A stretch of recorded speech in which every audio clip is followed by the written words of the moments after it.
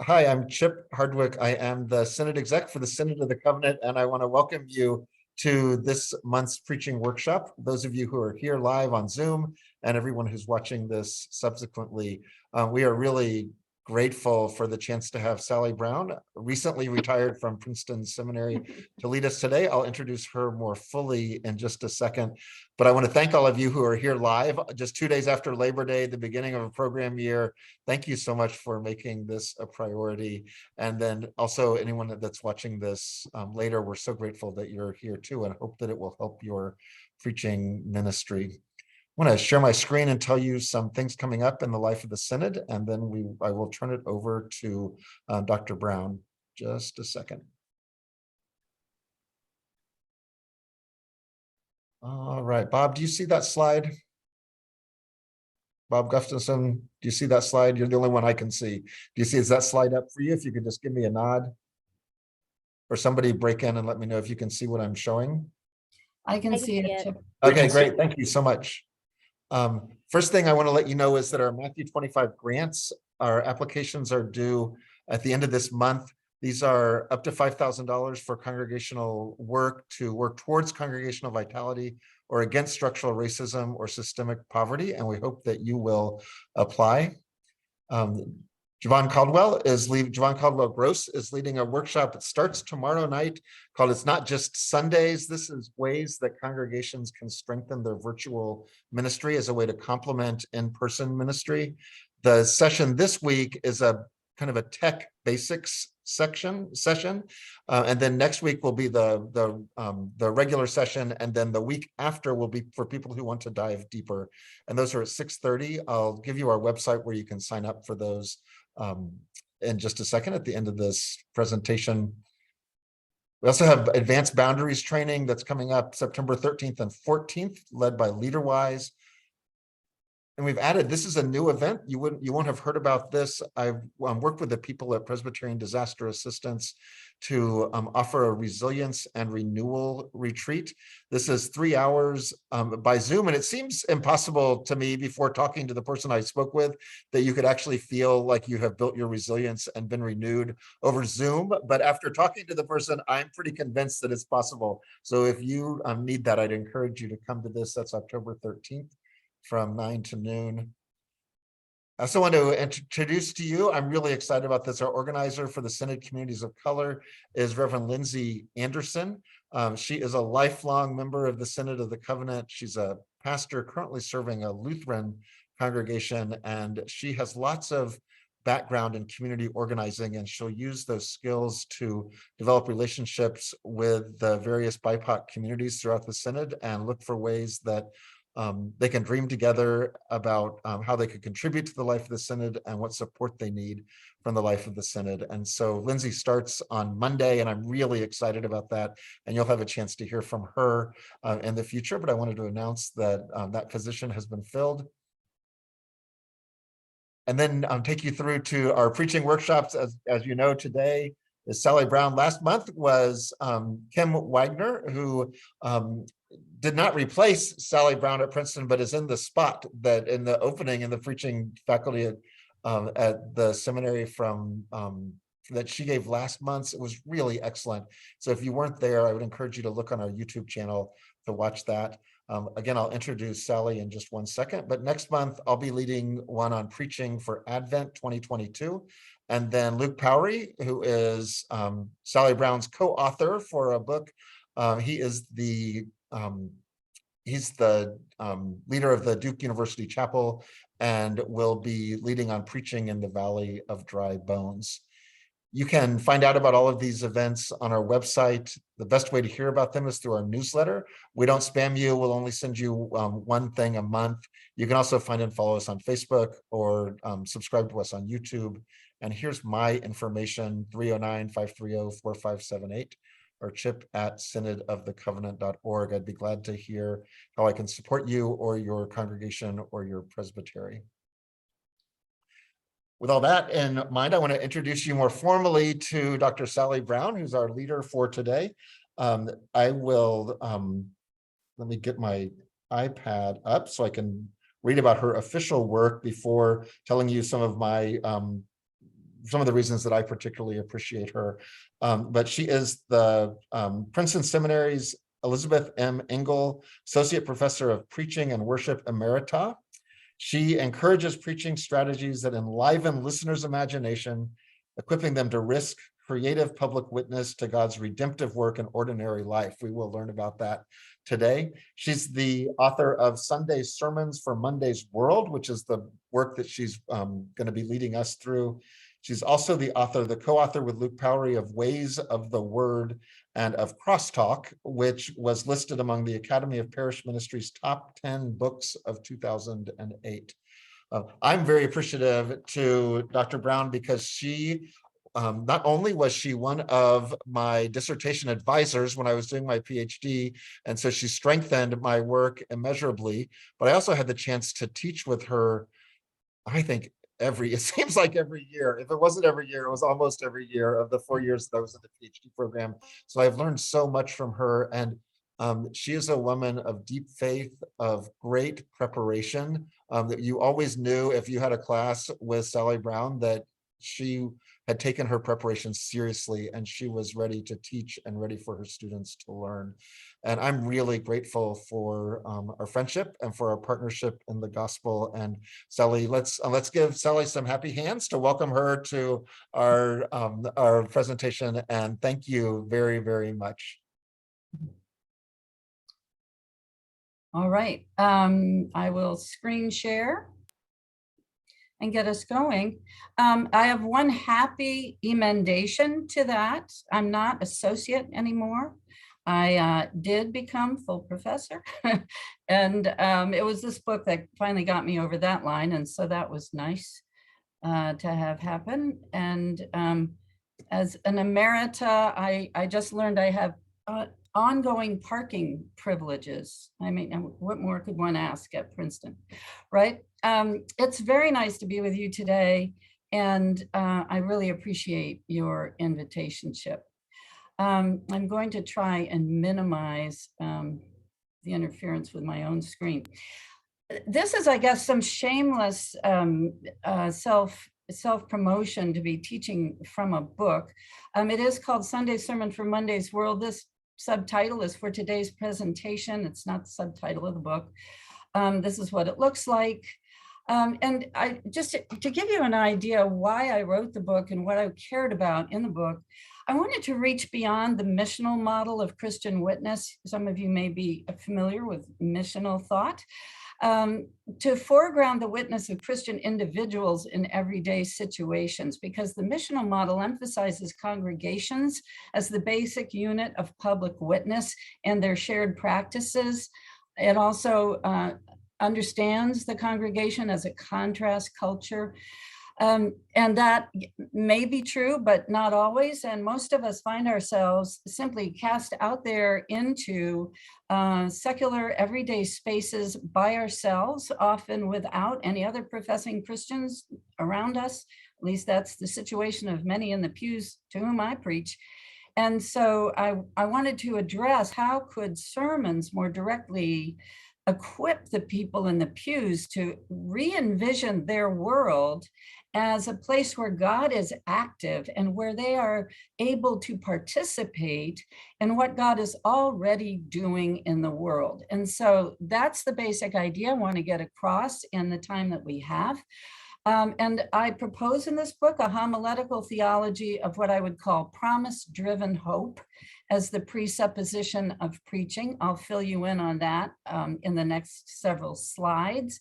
And as I mentioned, the goal in the how-to chapters, which are the last 4 chapters of this book, is how might we awaken fresh imagination and activate action among our listeners in their ordinary lives. Just briefly rethinking the missional model of witness, as I pointed out, here are the missional assumptions on the left. The basic unit of Christian witness is the congregation. A congregation constitutes a contrast culture in the world. The basic form of Christian witness before the world is shared practices, but then I was asking questions like the ones on the right. Do most Christians encounter the wider world on a daily basis in the company of their community of faith? Obvious answer is no, not usually. And are Christians today really contrast cultures? I think that's maybe even less likely now that we have many congregations that are politically divided and divided along other lines. And then I asked, well, where and in what circumstances do most individual Christians make their decisions to act Christianly? And I think that that happens in ordinary situations. So here's the central question that I want to get at. And I apologize from the get-go for the lack of clever fades and fancy pictures in my PowerPoint. I'm a kind of a wordy type. So how can our sermons better help those in our pews to participate in the ongoing redemptive work of God in the ordinary situations of their everyday lives? That's the question that I'm trying to get after.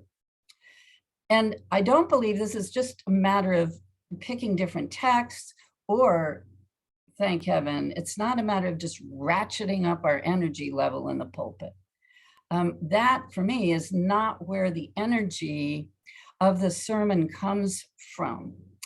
I'm going to propose here in about the next 20 minutes to half an hour that we preach from a horizon of divine promise, that the promises and the redemptive actions of God have already reframed the world. This is already the case in our Christian convictions about the activity of God. So the power of preaching to move hearers from listening out the doors to action doesn't lie with the energy of the preacher, but the energy of the good news to which we testify. We point, we open the curtains on the panorama of what God is already up to in the world. And the presupposition for me of preaching then is God has acted, continues to act, and promises yet to act in the world in ways still unforeseen by us to make all things new. Basically, if you understand this slide, you understand where I'm coming from as a preacher. The motivational pattern many of us learned was something like this. First, you identify the problem with human beings that the text points out. You contrast this with the will of God for that situation, and then you try to compel listeners to change their behavior. Essentially, at least that was the model for preaching that I was taught quite a few years ago. And as we can see, this kind of preaching is going to depend heavily on the use of the imperative mood. You remember the imperative mood? That's the mood of command. Must, ought, should language to convict listeners and to prod them into action. Well, I wonder if this is actually the most effective way to effect motivation, vision, and action in our listeners. Okay, so first, what I want to do is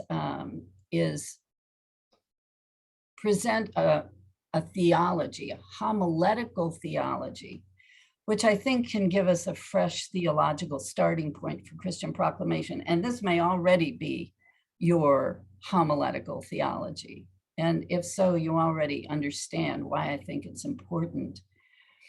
I would call this homiletical theology a theology of divine action and promise. And I believe that it's not only canonically sound, that is attested in both the Hebrew scriptures and the New Testament, but it also provides a strong basis for preaching that generates hope and can inspire action.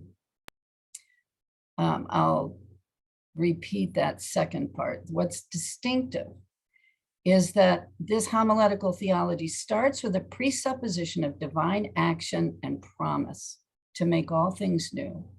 I believe that seeing God as a maker and a keeper of promises is canonically sound, and it provides a basis for preaching that generates hope and action. At this point, let me say that I'd be very happy for you to post into the chat room, if you would, questions that you have as I go on, and then I'll be pausing a couple of times to see what might be in the chat room. And I see that there's one already. Okay, somebody's put the book link. Thank you very much. And continue to post your questions. Okay. All right, at this point, all right. Preaching through a framework of divine promise. Are we all still good here?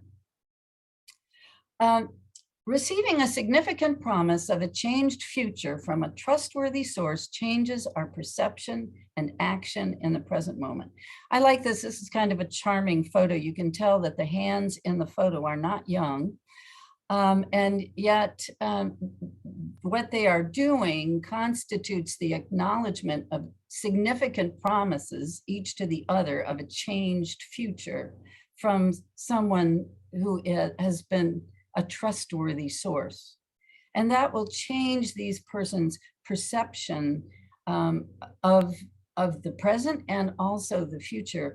I like to give it as an example, I think of my stepkids, and when this is true for each of them, when they discovered they were expecting the first of their sons, and each of them just had boys, they said that they went to the grocery store immediately after getting this positive news, and everything looked different. They were paying attention to the people who were pushing a cartload of Pampers and formula and baby food, and their entire perception of the world shifted by that news.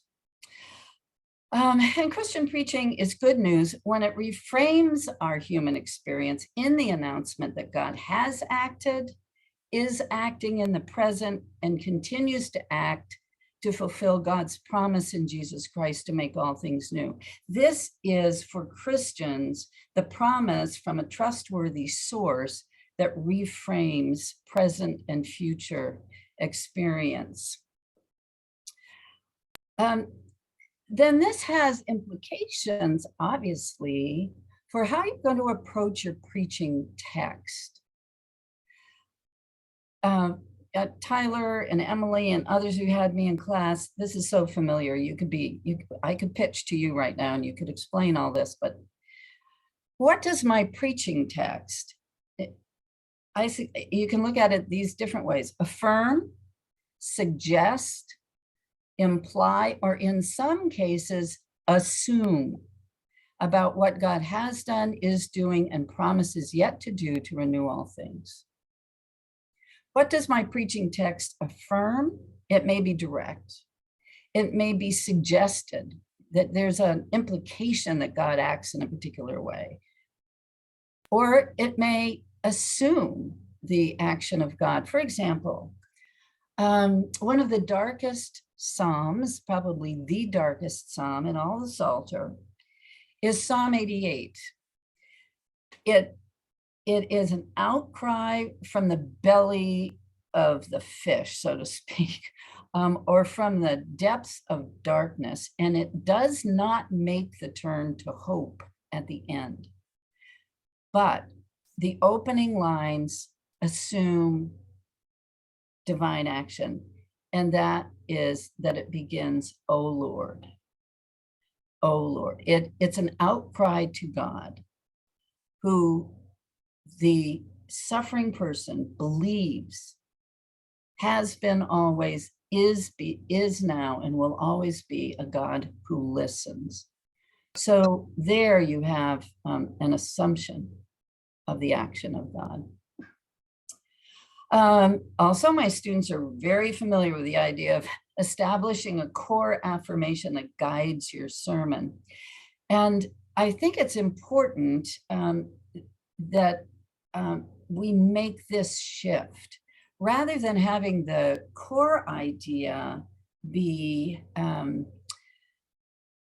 here's what we have to do so that the reign of God will come, which is in the old model too often what it's about.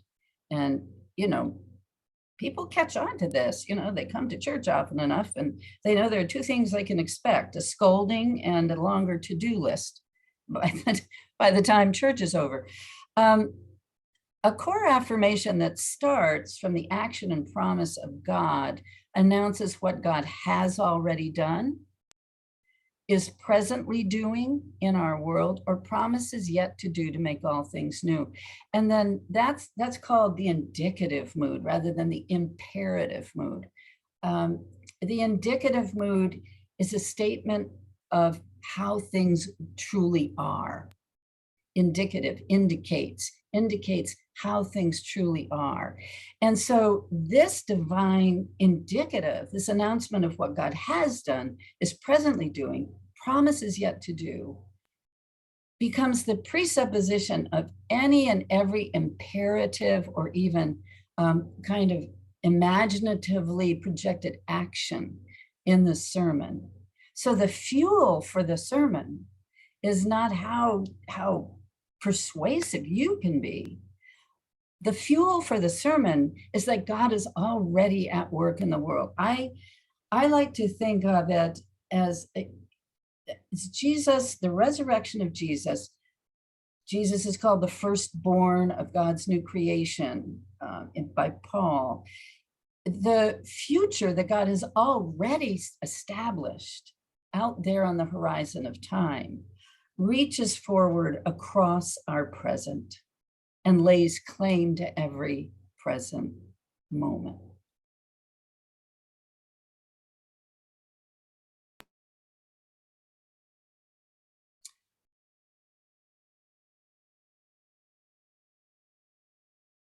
Okay, I see, I'm just checking the chat room and I see that there are some issues, and I hope Barbara can get those to resolve.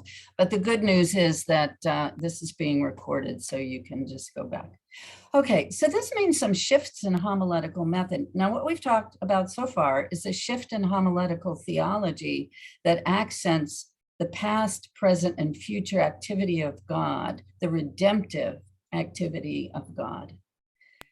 And then we've talked about a shift in our hermeneutic, so that we look in the text, and then I'm going to say also in our world, for evidence of divine action, which becomes the driver of the sermon, rather than our pushing from behind with our imperatives, musts and oughts and shoulds, trying to shove those people out of the pew and out the door and into the world. So divine action and promise function as hermeneutical lenses for a rereading of both word and world. Divine action, as I've said now several times, becomes the sermon's driving dynamic.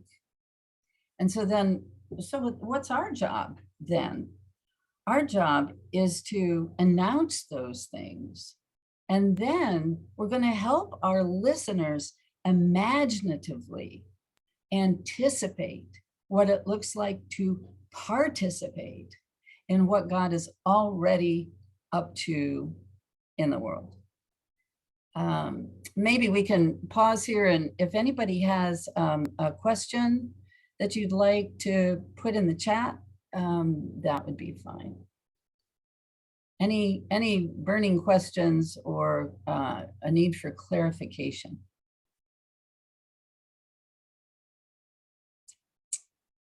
Okay, I'm not seeing anything pop up, but Chip, I assume you're out there, and maybe you can keep an eye on the chat room for me. Well, I'll be glad to interrupt you if someone puts something, when somebody puts something in the chat. Okay, so, well, what we're going to do then is get to a little breakout session. Chip has said he can manage this. We're going to take about 7 minutes for this in groups of 3, and it's going to be randomized. And I would just like to keep it to 3 so that you can have a productive conversation that isn't too long. Luke 15, upcoming gospel text. What I'd like you to do is maybe one of you can just bring it up on your phone or bring it up on your computer and read it aloud, just to remind everybody. That'll take about a minute, minute and a half.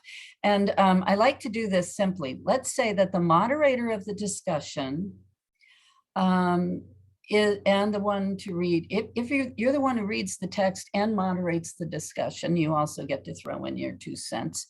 Whoever's birthday is closest to today, the 7th of September, you are the moderator and you're gonna read the text. If you don't have something on which to read the text, then you're the moderator, you can delegate. Okay, so pay attention as you listen to the text to the verbs, especially verbs that imply divine action in a situation of lostness. And I'm encouraging you here to use some imagination. This shepherd is active. I want you to try to come up with 2 to 3 statements of divine action, either stated or possibly implied in this text. Since we understand God as the shepherd, I hadn't thought actually till today that God counts, counts and comes up 1 short. So God is attentive to the flock is one statement of divine action. And if I were preaching to a congregation that has undergone a trauma, I know that you have worked some with trauma so far in the Synod, that may be a core affirmation worthy of a sermon. God is attentive to the flock and knows who's struggling, who's missing. Okay, just a simple example. So breakouts, Chip, are you able to toss people into some breakout groups and then bring them back in about 7 minutes? I'll be glad to do that. And Charles, I saw that you had a message in the text, and we'll get to that when we come back from the groups. So I'll put everybody in groups if you can accept the invitation, and I'll see you in about 7 minutes.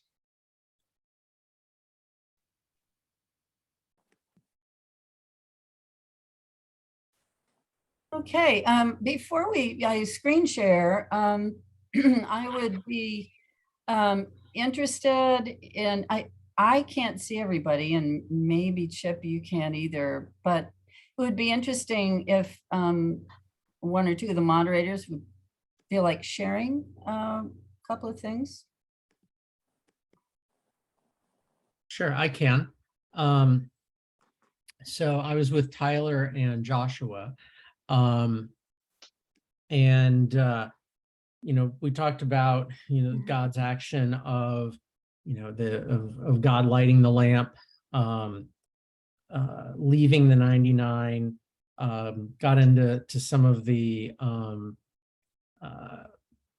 literal of maybe what it might have been of what sleeping might have been and what that says of God, and also just the rejoicing at being found. And then also mentioned something that could be a interesting place to play around with, and also something that might speak to people's experiences. Both parables talk about how the woman and the shepherd lose the sheep and the coin. That what does that say of people who feel maybe that God has lost them or they've lost God? So those are some of the things we chatted on.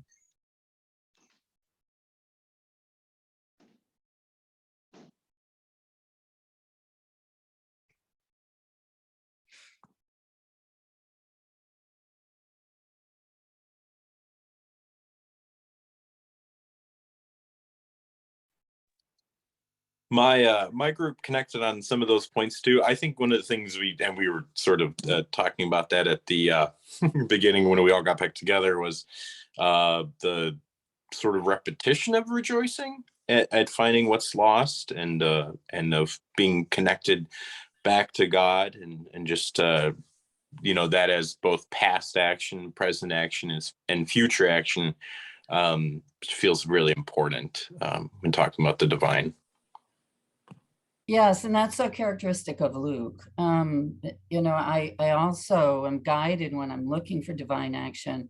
I go back and remind myself of all the introductory material for particular gospel, and parties are Luke all over the place. I still hang on to, I don't think I have even anything to play it on anymore, but one of my early mentors was Tom Long, and I have a cassette. Anybody born too late to even have seen one? Anyway, so it's called Joy in the House, and he talked about the fundamental reality of the kingdom is a gathering together in joy, and how Presbyterians as a whole are a little reluctant to get to the party. We need a really good excuse to get to the joy. So it's an interesting sermon that touches on each of the lostnesses and the parties of the text. Okay, there was one chat room question that I thought was a good one about how do we address congregations that have kind of given up on believing that God is doing anything in the world? And Chip and I were talking about that briefly while you were out. It is an act of faith to declare that God is active in the world, under the surface of things, and behind the scenes, and in small ways and in larger ways that we may not recognize. We are a sort of in a culture that wants proof, facts, show me. I try to pay attention in Synod newsletters of all things, and in publications, in the news, in other people's preaching. I find I cannot continue to be a decent preacher unless I listen to other people's preaching of all kinds. And I listen for the evidence, the testimony to activities of God's redemptive love and justice breaking through. For example, some of you probably heard this story or read it in one of the lectionary helps for Romans 12. I was preaching at the end of a church's Pauline series, and they gave me Romans, and I preached from the 12th chapter since I wrote about it in the Westminster John Knox Connections series that you may or may not know of. At any rate, I had heard the story of a church in the South who learned that there was a white supremacist march planned for their town. And so in the congregation and beyond the congregation, they went to people and asked them to pledge X number, their choice, how many dollars per mile for the miles that the white supremacist marched. And then they painted on the pavement messages that said, "Thank you so much. Every mile you walk is raising money for anti-racism in our community." And I guess the marchers thought, that this was a message for somebody else. They just kept going. And the churches in town set up water stations so that the white racist marchers would make it over the finish line and raise maximum dollars for anti-racism. And, they did other things, of course. They protested, but they didn't interfere. They subverted. They subverted an action intended to promote hate and multiplied the resources to promote anti-racism and hope. So, stories like that, to me, are evidence of God inspiring imaginative subversions. I think that's a strategy that we have to be attentive to, rather than just trying to shout louder than whatever we consider to be the enemy. But I guess that's another workshop for another day, and I probably better hasten on, or we're not going to get to the end of this. I hope that's a little bit helpful to to the questioner on that one. Okay. Here we go again. I don't know why it's got me back at square one. So here we go. Okay. So then you're going to ask, how does this divine action, stated or implied, the kinds of divine action that you've just been talking about, maybe wrote down, how does it challenge the status quo and create a new situation? First, in the text itself, it tilts the action toward recovery and toward joy. And second, within the world of everyday experience, what you need to do in this sort of preaching is just spend time letting your imagination roll. If this is true, this, I call it a core affirmation that starts with, because God has done or is doing or promises yet to do X, we are invited to, or we have the opportunity to. Notice that I say we are invited, we have the opportunity, not we must, we ought, we should. I think that the people in the pews have absolutely 10 ears for must, ought, and should. We just developed this skill to kind of just put distance between ourselves and must, ought, and should from about the time we were 2. We've been practicing this a long time. So the language of invitation and opportunity, I think, is warranted when we announce divine action in the world. So what are the opportunities for maybe some specific individuals in the congregation? What are the opportunities for my congregation as a whole, or in society more broadly, opened up if we take seriously reimagining our world in light of what we have affirmed at the core of our sermon, or are going to affirm? And I don't know how you do this. I just scribble. I do free writing when I'm using my imagination in these ways. And a lot of stuff ends up left on the cutting room floor, but there's usually 1 or 2 pieces of treasure amid all the stuff that I'll toss.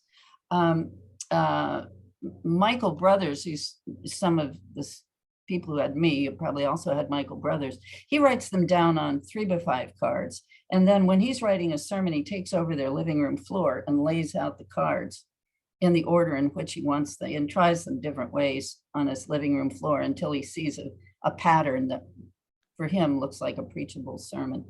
Just a little free advice from Michael. So then the sermon's underlying logic is not problem, divine command, human imperative as the solution, but rather because God, action or promise, we can. So instead of harassing the listener with must, ought, should, we invite them to explore with us this question: what could participation in God's redemptive action look like here and now? And then implicitly, if this core affirmation I've established is true.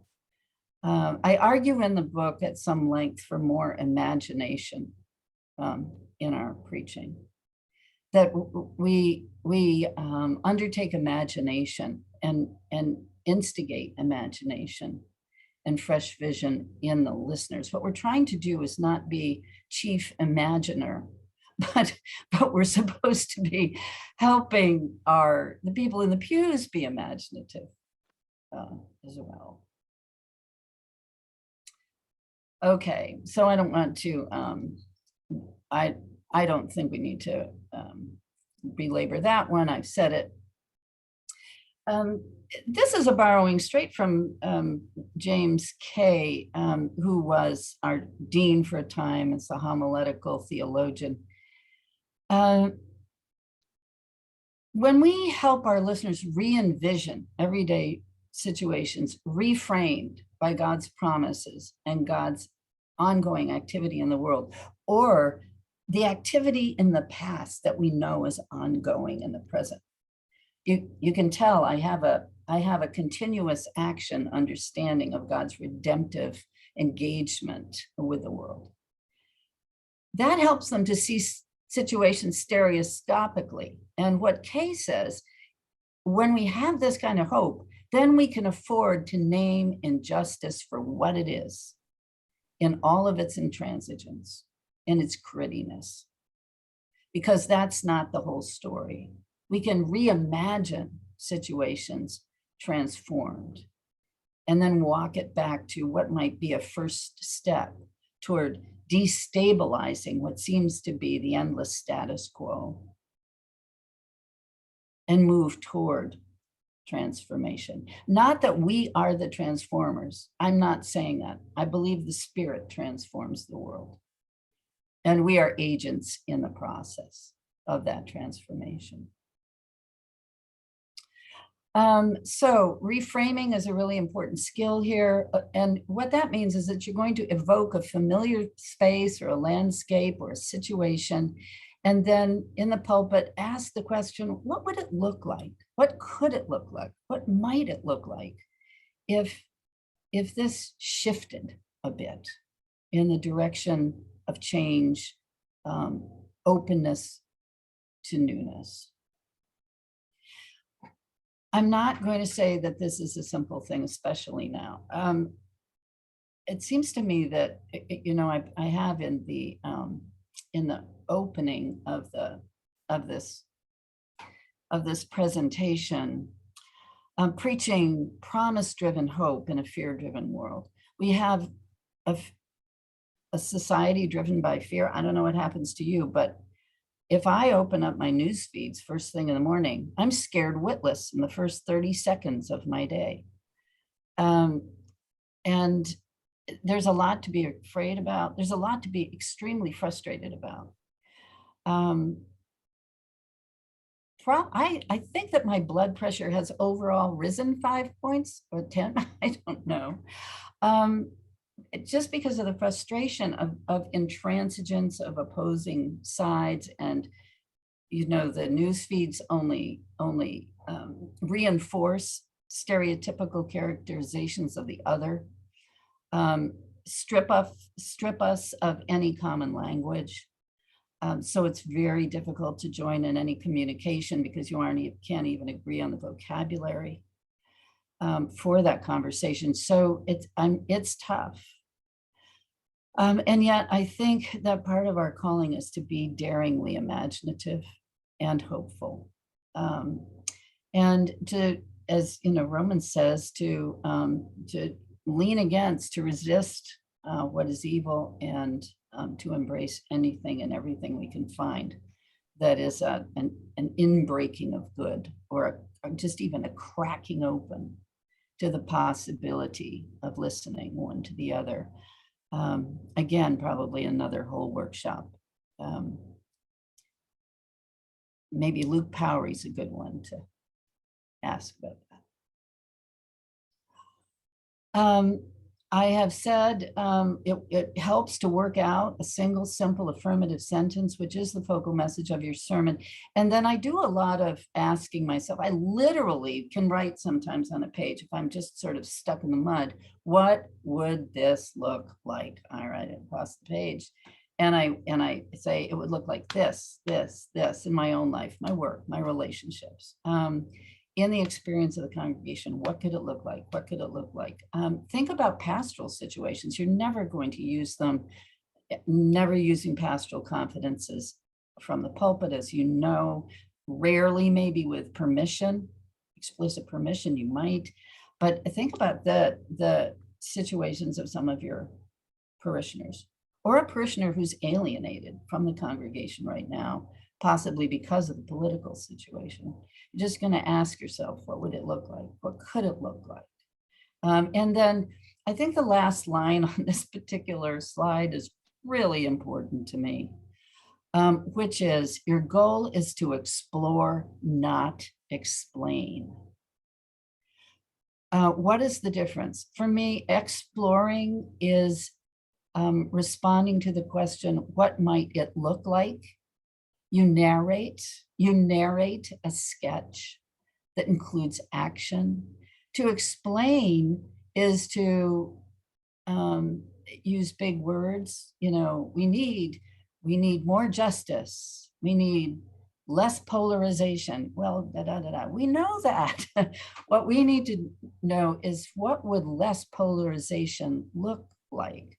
What would more justice for single mothers in a certain neighborhood whose daycare center has shut down for lack of enough workers to keep it open.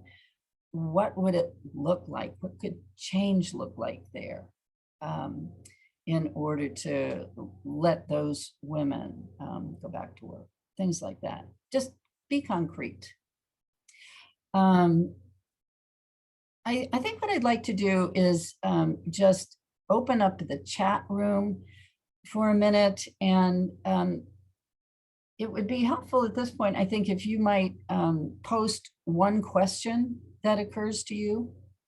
We may not get to it today, but it also might, because you're going to be preserving this with a recording, give you things to go back to at a later time.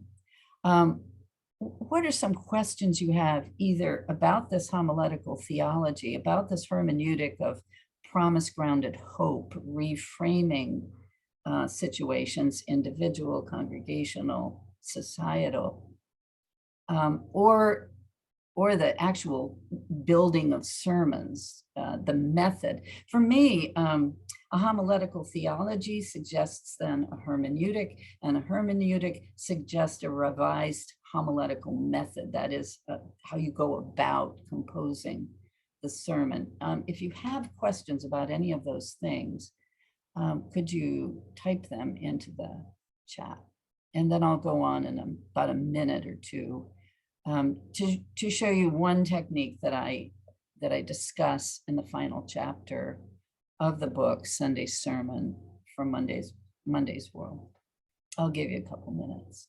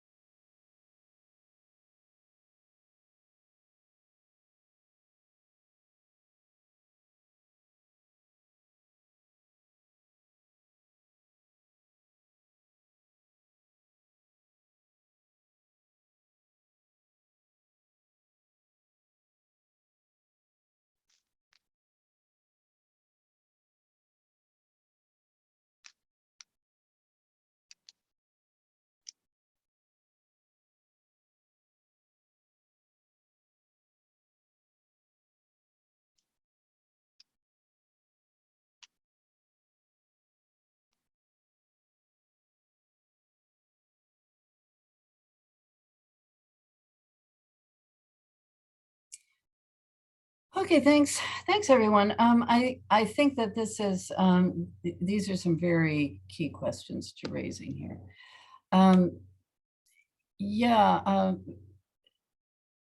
Ship, thank you. You're struck by the idea that missional theologians focus too much on the congregation. And actually, where I got that idea is from missional theologians themselves. And you know, there was a retrospective on the missional perspective done by Craig Van Gelder and well, there goes the name of his co-author. But at any rate, they raised this very question of what happens to individual witness, which is really more what's at stake for most people in their ordinary lives than how to organize our shared practices that testify in the world. What's interesting about that story that I told you is that it was a congregation doing something countercultural, and it also involved individual commitment, people buying in at an individual level, and shifted the framework with which they looked at their own power and the power of the congregation to do good where evil seemed to have taken over the moment. Yeah, Emily, the opportunity to help the congregation imagine if they're willing to follow, and that takes time. Yes, some people just want answers rather than to imagine. The difficulty is that we can't imagine for everybody's situation. People face complexities in their work setting, in the relationships with neighbors, in their relationships, in their volunteer setting, whatever they're doing, that we can't imagine. But we need to give them the opportunity to think imaginatively, to consider reframing a situation. You can maybe even spell out, what does it look like? You know, this is the situation you've got with your coworker, and yet you believe that there's a God of reconciliation who works under and behind the surface of all things. How could you what do you imagine as a more productive way to be with that person? Bob Gustafson, yes, commentaries are heavy on the explain model. This is where I find, even going back to old pages from textweek.com, because they link you to sermons, sometimes you have to go onto the sermons preached on the text to hear people, you know, spin some imaginative possibilities. I have been, you know, all my career long, a fan of Barbara Brown Taylor. She is an expert at imagining and reimagining situations. She reimagines even in her interpretations of things. I was just recently sent a copy of an excerpt of her sermon on the sower and the seed. And she says, what if this isn't about the seed in the ground, but about the absolutely profligate scattering and flinging of the good news by the sower, about the generosity, the relentless generosity of the sower, rather than about the, you know, how to be better ground, which is, she said, the punitive way she always read the text. And then I learned from someone else that, guess who preached it as this is about the generous sower? Good old John Chrysostom back in time, you know, and Chrysostom surprises me from time to time with the generosity of God theme in his preaching. So you look for imaginative preachers, I think, and then it's just trusting yourself to do that. What could this look like? Thing. And if, you know, and if my mind is just one big blank screen on that particular subject, I leave the sermon alone and go somewhere. I might do some reading. I sometimes I read sermons. I also just read books, and you got to get out there and just watch people interact, and that can reawaken your imagination. I think probably I should stencil it over my desk, because having been raised and your job is to explain model of preaching, which I attempt not to do. I mean, it's not that there's never any explaining to be done. I do try to help people understand, you know, what's going on in the text, but I don't spend most of the sermon on it. I might confine myself to one thing. And then my motto is, how can I explore the possibilities this text opens up? And keep the explaining more to a minimum. And then we always need to be, I think as I said in a bit about preaching stereoscopically, we do need to name the trouble at some depth and with empathy and being specific and concrete. What does it look like to have paid only 10% of 4 of the bills and you're out of money already? Just, you know, being concrete about the experiences, not just lists. You know, folks, get rid of lists. We are called upon to respond to oppression, injustice, hunger. I mean, you buried me with 3 big words, and all of them are abstract. Choose one and show me.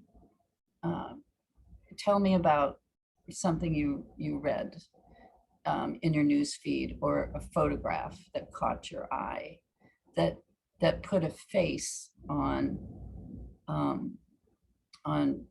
being an immigrant stuck at the border, for example. Okay, so that's a good question. Yeah. Oh, about getting lost. How do you, I think the very best advice I received from Tom Long as a mentor, among the many, many good things I think I learned from him, is that you want an economy of pieces in your sermon. Finally, you don't have to, people can make connections. You don't have to explore every individual parishioner's situation to help them reimagine their situation. Better to choose the ones that are more universally accessible as your exemplars for exploration, but you don't have to explore every niche that every person in the pew occupies in order to be exploring the possibilities of the text. Because we're good at relating our stories to other stories if we're handed a couple of clues. Okay, I see another one on the explore model.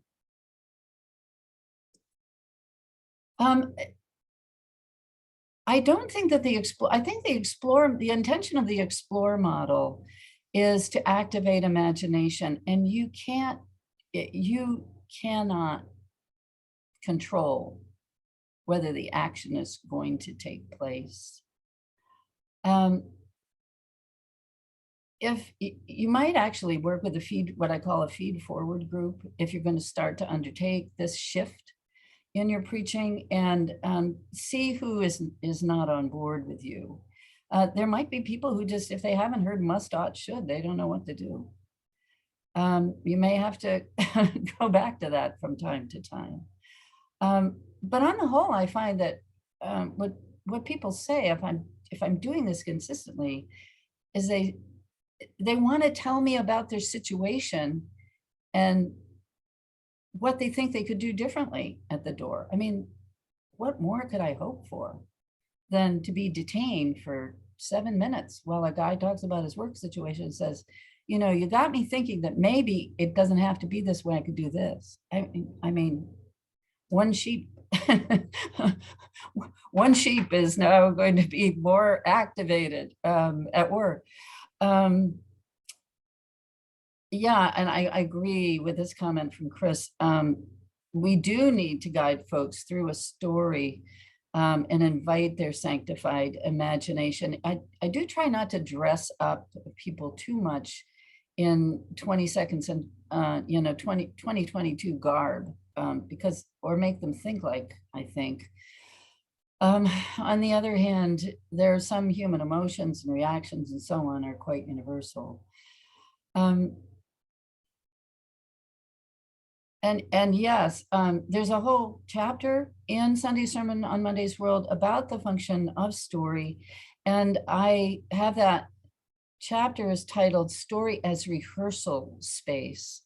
I studied narrative as a tool for ethical reimagination way back when I was working on my dissertation. And the thing about a story is that it puts an agent, that is a person capable of action, into a space with other characters, with certain complexities, certain opportunities, and certain challenges, and shows agents choosing pathways of action. So in other words, it's a rehearsal for action. And then Paul Ricoeur points out that every action we take is the result of a mental narrative rehearsal.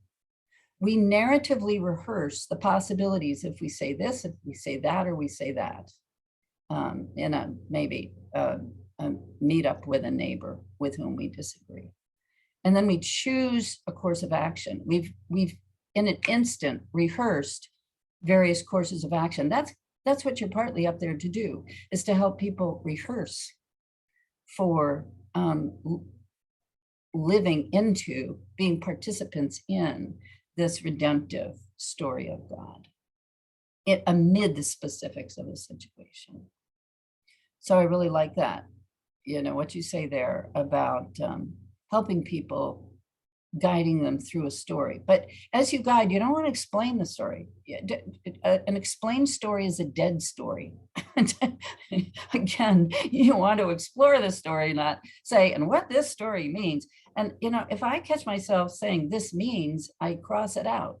And I go back to what this looks like might be.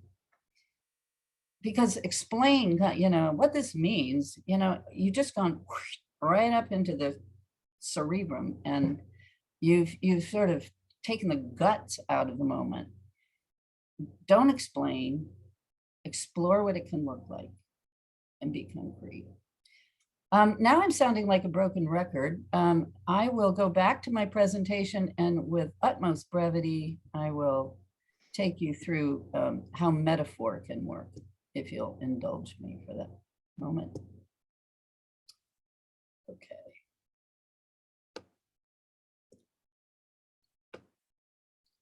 We get down to metaphor. Okay. One technique for connecting text and context is to build your sermon around a metaphor. Okay. Now here's some common figures of speech, and they all come up in scripture. Allegory is a detailed correspondence between two stories where everything matches with something else. The sower is this, the seed is this, the soil is that, the unproductive soil is this. Okay, that's an allegory. An analogy, as the Father has loved me, so have I loved you. And we'll say that in many a sermon, just as God, so we. Simile is like, the kingdom of God is like many, many similes in the teaching of Jesus. Metaphor, John the Baptist, you brood of vipers. So what is a metaphor? A metaphor affirms as true something that cannot quite be true. Was John the Baptist literally looking at a brood of squirming young vipers? No. Were there similarities that warranted using that metaphor? Yes. Paul Ricoeur in The Rule of Metaphor, if you really want to dig back into these things, is where I get a lot of this. He says a metaphor joins two different fields of meaning, two fields that are unrelated. Reptiles over here and Pharisees and Sadducees, or actually in Luke, it's the whole crowd over here. People stumbling along claiming to be faithful Jews. Okay.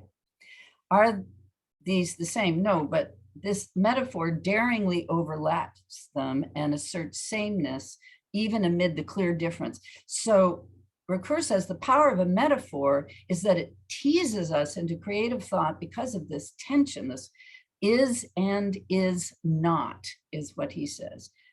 We're affirming is even when we know that these things are not the same. And metaphors are surprisingly portable across settings. So I think I've already explained that part. Here are some famous sermons that work on a metaphor. Martin Luther King Jr.'s A Knock at Midnight. You can find it on the web 5 minutes after our session is over today. At the core of that sermon is the claim that those who hunger for justice are knocking at midnight on our doors. The text is the two neighbors. The one neighbor has guests arrive at midnight and has no more bread, goes next door and is pounding on the door to borrow bread for the neighbors. And the neighbor who's been in bed sleeping soundly isn't really interested in hopping up to hand him some bread. The way that King starts that metaphor starts that sermon, sets the metaphor in motion. He starts off, it is midnight in the social system. It is midnight in our political system. It is midnight, it is midnight, it is midnight. And then he goes to the text, and by the end, he is saying, it is the 11th hour. It is midnight in our society, and those who hunger for justice are pounding on our door. Is it literally midnight? No. Are those hungering for justice literally banging on the door of our house? No. But we get it. And we can transport that into different situations in a sermon. And maybe even use a refrain. Those who hunger for justice are knocking at midnight in our town. Carlisle Stewart, Digging the Wells, he preaches a sermon that says it's time to dig out the filled up, unused wells of education, dignity, and justice in our Black community. Digging the wells is a metaphor that he gets from Jacob's redigging the wells of his father. That's an Old Testament text. Tom Long's sermon, where he says that we are starfish throwers, and he tells the story of the, he tells the story of the man who picks up the starfish being washed on the beach and heaves them back into the ocean so that they can survive.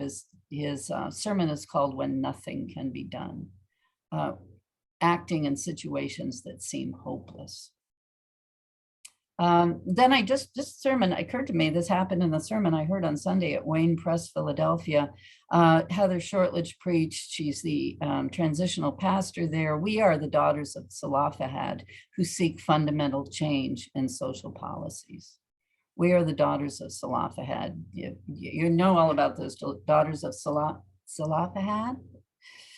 They said, why should we not inherit as men do? Why should we not be heirs to carry on our father's name? And they ask for a change of policy, and Moses kind of scratches his head and goes and asks God, and God says, yes, they're right. Contrary to some of the laws already dictated. Yes, they are right. So we are the daughters of Zelophehad. Okay. Preferably, you're going to draw your metaphor from the text. Again, see Sunday Sermon, chapter 5. I've got a wrong word here. To choose metaphors taken from experience. Text is a typo there. I'll fix it. Preferably get your metaphor from the text, but if it's a metaphor from common life, make sure it really is common and recognizable and simple.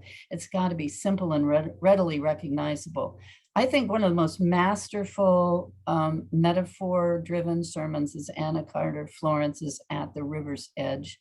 Throughout that sermon, which deals with Pharaoh's daughter confronted with this floating basket and an infant's cry carried to her on the river. Throughout that sermon, Anna puts us right down on the bank of the river to deal with what the river is bringing to us. And we can't pretend that we don't see and we don't hear. And what are our opportunities to act? And then A Knock at Midnight is another. I discuss them both in the book. The thing about something like At the River's Edge, particularly metaphors of place or metaphors of action too, work this way.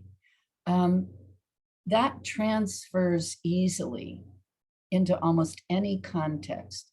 We can imagine at any place of decision, any place where we have been granted the agency to act, simply as a parent, as a worker, as a volunteer, as a bystander in a confrontation that takes place in the street. We stand there at the river's edge of opportunity to act, of decision, of seeing and hearing and making a decision. Less helpful would be something like, say you tried to preach a sermon, a Christian life is a magnet. Well, really?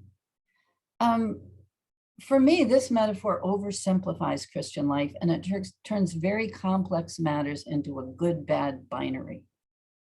either your life attracts or repels. That maybe on this one, maybe I just lack imagination, and one of you can make a Christian life as a magnet work. It has two poles, one attracts and the other repels. I leave it to you. Okay, so finally, what you want to do if you're going to build a sermon around a metaphor, introduce it early in the sermon. So in Anna's sermon, early in the sermon, we get at the river's edge that day was the daughter of Pharaoh. And later we get, we too stand at the river's edge. Then you explore its implications, but you don't explain it. So she does a wonderful job of that. No telling what the current will bring to your feet, what cry you might hear from a floating basket. And then she brings it back at the sermon's close. Here now you and I stand every day at the river's edge.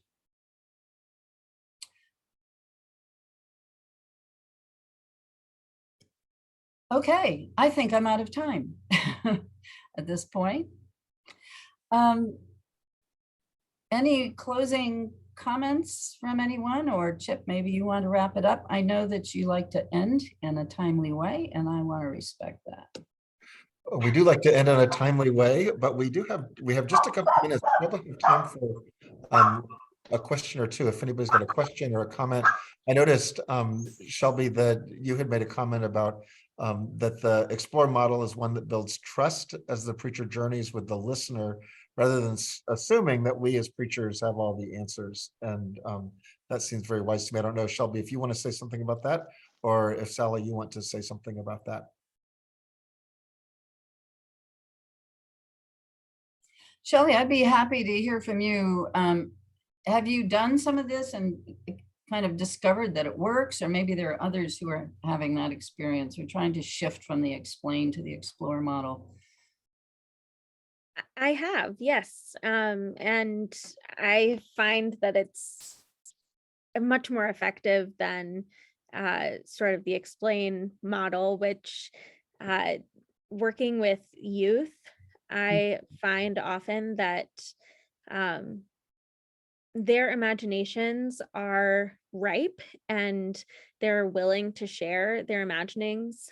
And so I try to take my lead from them. And having been in my congregation only 2 years, there's only so much trust that you can build in that amount of time, and especially during COVID.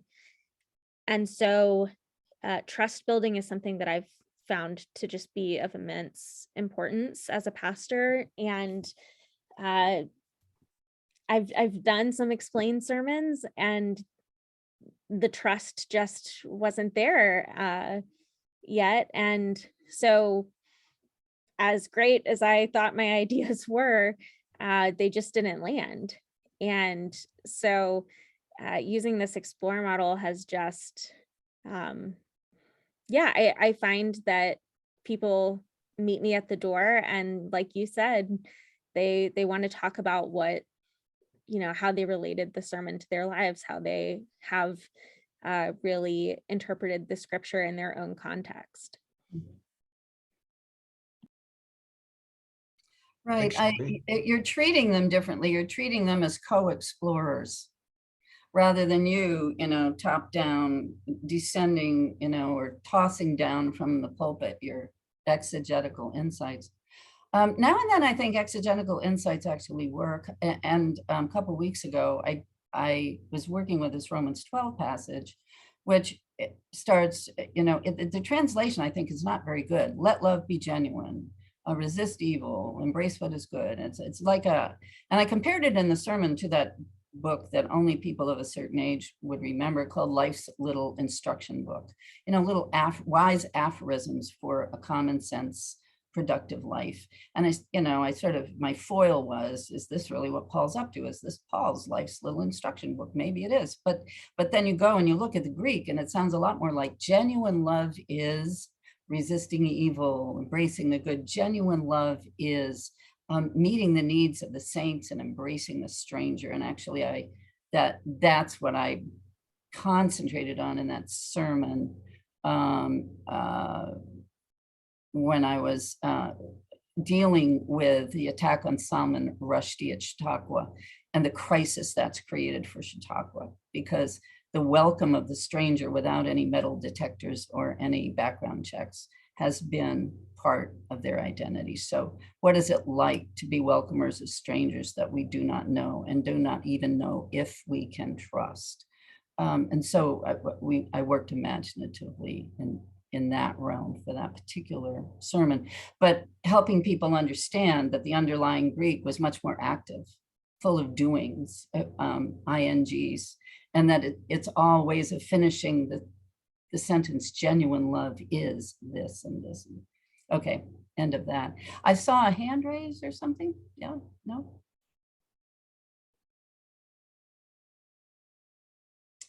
Well, thank you, everyone, for your attentiveness. I enjoyed you and enjoyed being with you. I apologize if some of the students said, oh, but you said that before. And I thought, yeah, I was really interested. I think the core of the book for me really was the hermeneutical shift of reframing things against a horizon of God's promise in Jesus Christ as firstborn of a new creation to renew all things, that new creation work has begun. And what we're here for is to participate. So blessings as you explore. Yes, thanks. Thank you so much. Let's give her some happy hands, some applause. And let me just close in prayer briefly before we go. Gracious God, we thank you so much for the gift of preaching that you have given to us and to the congregations we serve. We thank you for the ways we've been stretched and encouraged today. And we pray that our preaching ministry would give you glory again and again and again. We pray in Christ's name. Amen. Thanks, everybody. See you next month. I'll be leading on preaching in Advent. Bye-bye.